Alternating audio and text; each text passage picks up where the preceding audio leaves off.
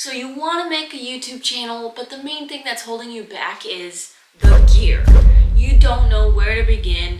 You don't know what to get. You don't know the first thing about anything to do with video, camera, anything.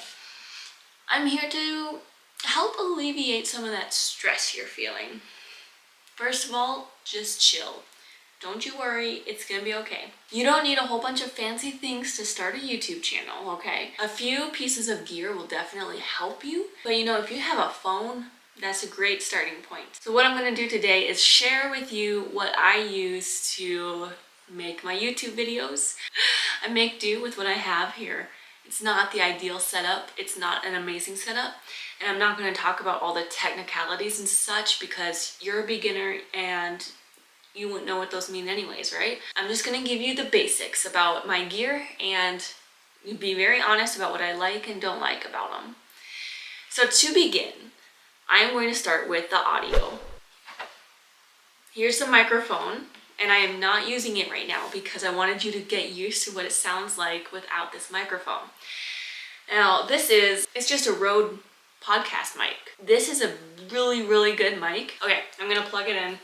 Now here's the thing about this microphone. It is kind of a hassle for me because I have an iPhone and it's just, you have to get like all sorts of adapters and dongles and whatnot just to plug into your iPhone and record straight into your phone. So we have this little tablet and it's a setup. And this is like the main thing I don't like about this microphone. I'm gonna plug into here.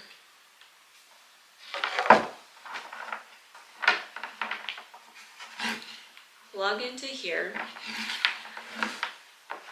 And then this is what, you'll see a lot of people on YouTube with their headphones on listening. I don't like to do that because it makes me feel like I'm not even there. It feels like I'm not talking to you. But the thing is, I didn't realize that if you don't plug in to the headphone jack, it's gonna mess up the sound. It's gonna get all this outside sound in there. So I still have to plug this in. All right, so here we go. Do the settings on there. You see it's a cord mess. It's a big setup for me. The little settings things come on here. Are you ready to hear the audio difference? Here we go. Recording. All right, here is the audio difference. What do you think? Like, when I first did a test of this audio, when we first got this microphone, I could not believe the difference. This is some beautiful audio, don't you think? It's deep and rich and clean.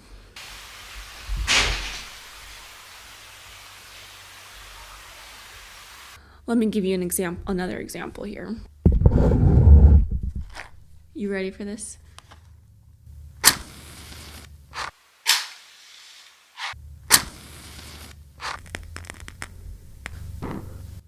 Amazing.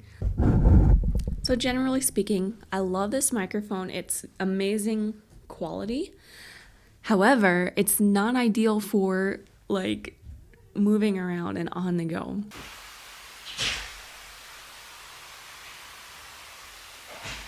What I would rather have right now is a lav mic, and those are the mics that can clip on to your right here, and that's just so much easier for if you're moving around or on the go, and it'll move with you and you don't have to be attached to stuff and like rip cords around. When we bought this, it was back when we were actually looking into doing some audio projects and it would really be perfect. So that's why we got this podcast mic. And it's great for what it is. Another thing is you'd have to, like, if you want to get those professional kind of stands that raise it up here and hold it up here, that's also an expensive thing.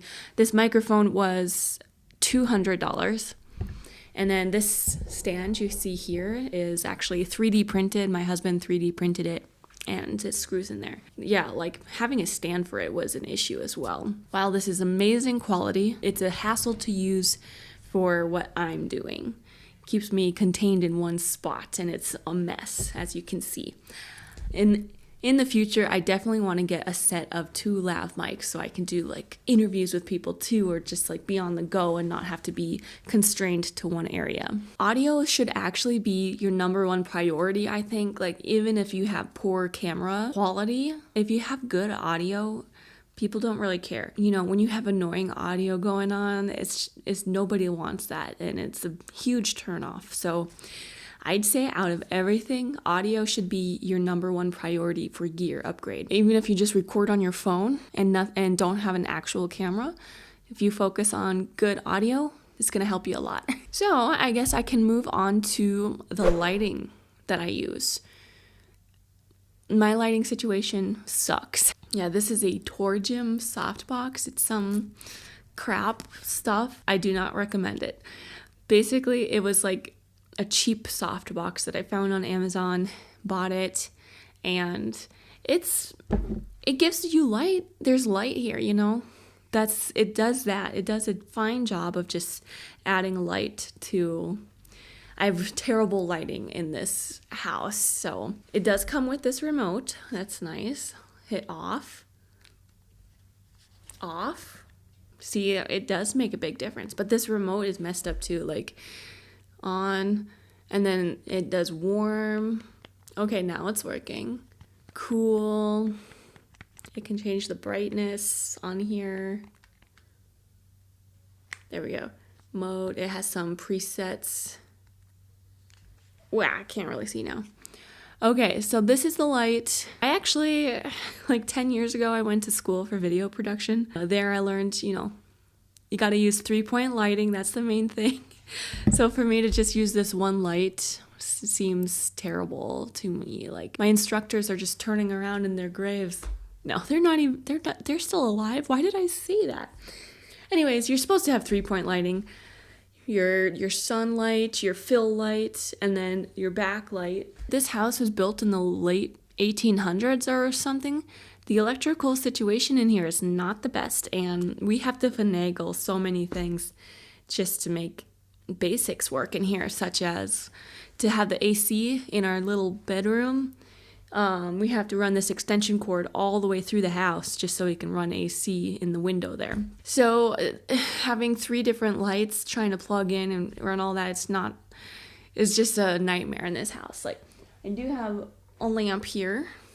You know, I wasn't really planning on spending a whole ton of money on the lighting setup. If I had a nice space with good electrical setup and lots of room where I could have a full lighting setup, that would be wonderful. I would love that. But for now, this is what I have, and it does the job fine. You know, I'd say it's 100% crap, but at least it has the soft box over it, and it does what I need it to do.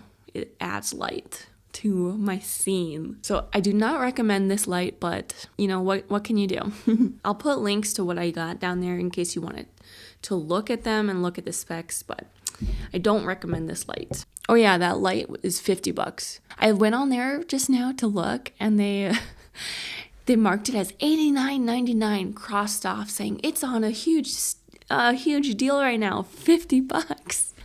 It's bull crap. That's such bull crap. This light is a piece of crap. They never would charge $90 for it, and they're just saying that so that you think it's a good deal. So watch out for that kind of thing. Next up is the tripod.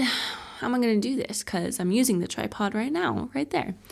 I'll take some B-roll of it. Okay, first of all, this guy is the tripod I was using. This was like a $40 cheapo tripod. It broke. This is also supposed to be on here, and that broke off, and then this part has broken off so many times. My husband actually put a bolt in here because the bolt that they had broke.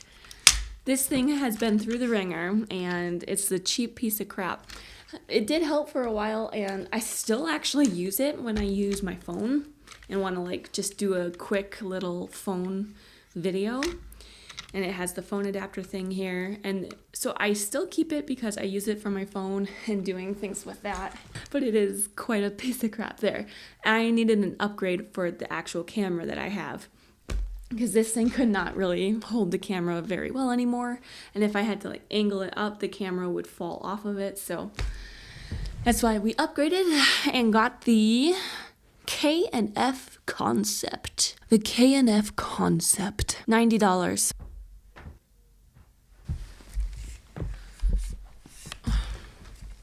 This is the tripod. This thing is so much more secure, so much more stable. This is a terrible shot. I have to adjust this. Oh my gosh. It's okay, we're rolling. You can even hear the difference.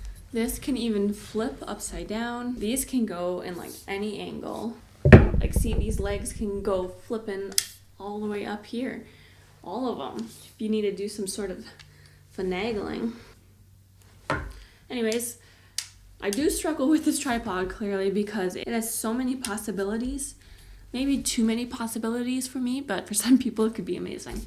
But it's very stable, which is awesome. This can go all over the place. It's built in a lot more secure way. Like I can be kind of rough with it and it's still okay.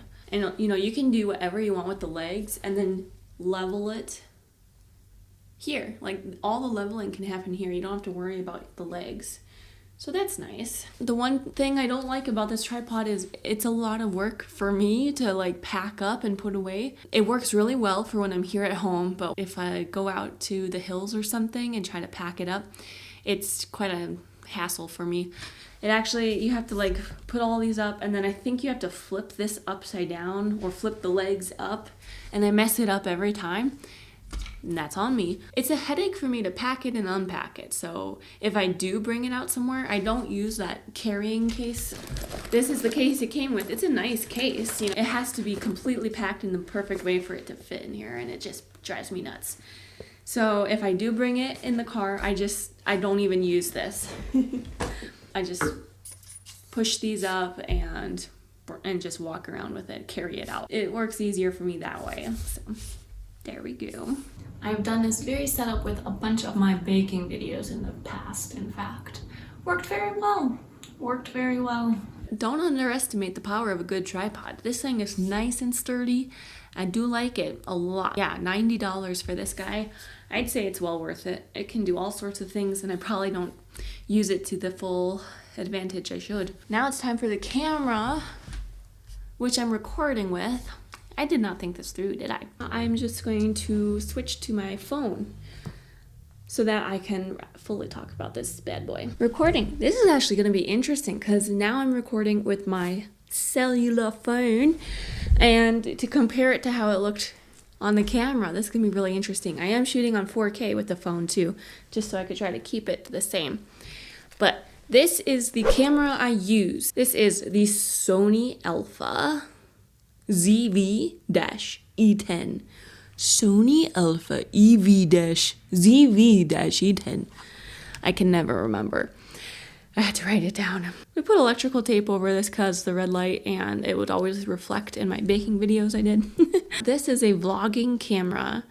It's advertised as a vlogging camera. I'm very happy with this camera. It was kind of weird for me to, in a way, downgrade to this. This was an upgrade, but it also felt like a downgrade for me because, like I said, I went to school for video production and I really loved taking pictures and took some I love my 50mm. Here's my camera. This is my camera that I used to use. It's super old. Look at this guy. It's a Canon Rebel T3i. This is super old and it's covered in dust and I lost the lens cap. But if you compare these, this guy is super heavy and such a chunk compared to this vlogging camera. I really do miss shooting with this, but it's just so old. I really miss using my 50mm lens because I love those kind of artistic, beautiful, bokeh-esque pictures I would take. I just love that, and I do really miss it, but I don't have anyone to take pictures of anymore, so it's fine. One day I'll get a new camera and do that. The main reason I bought this camera, I knew I was going to be like starting this YouTube channel, and what I really, really wanted was something that could actually do autofocus, like as I was going.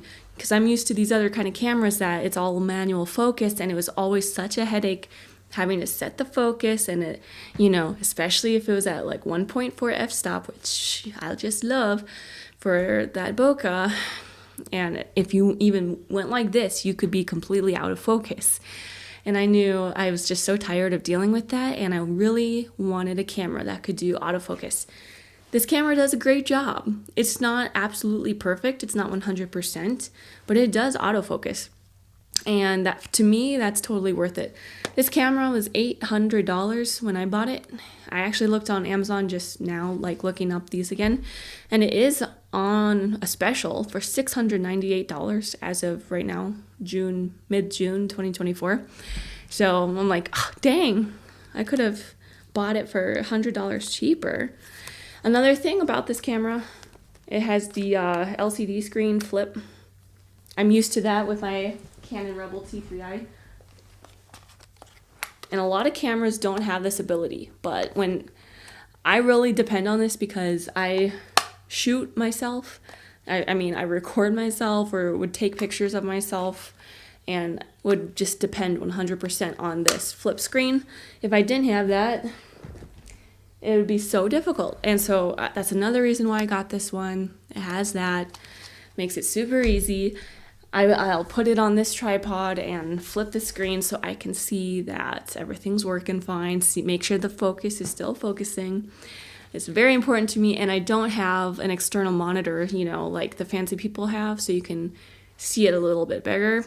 So it works really well for me, and it's super helpful if you are shooting by yourself and have no one to help you. This will make your life a whole lot easier having a flip screen. I just keep the tripod plate on here all the time. It does have removable lens. Let's see. Yep, there we go. And I haven't done this in a while. There we go, you heard that click.